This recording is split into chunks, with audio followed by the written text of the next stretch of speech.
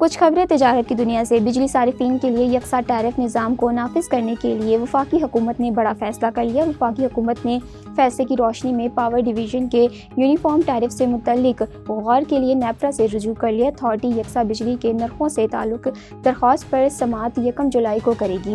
حکومت نے نیپرا ٹیرف قواعد 1998 کے لیے قائد 17 کے لیے درخواست جمع کروائی۔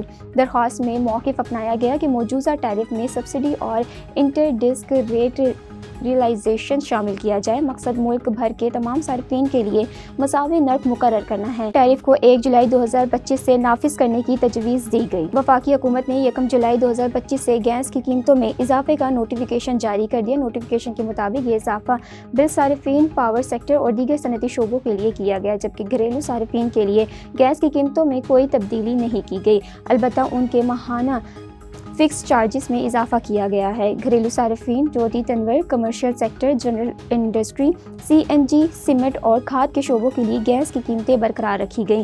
نوٹیفیکیشن کے مطابق کئی قیمتوں کا اطلاق 1 جولائی 2025 سے ہوگا۔ حکومت نے ایک بار پھر مہنگائی کی ماری عوام پر پیٹرول بم گرانے کی تیاری کر لی۔ ذرائع کے مطابق پیٹرولیم موضوعات کی قیمتوں میں آئندہ 15 روز کے لیے 15 روپے فی لیٹر تک اضافے کا امکان ہے۔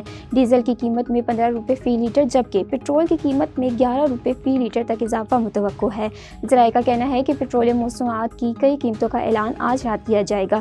اس حوالے سے اوگرا آج سمری وزارت پیٹرولیم کو بھجوائے گی۔ وزیر اعظم کی مشاورت سے نئی قیمتوں کا حتمی اعلان کریں گے۔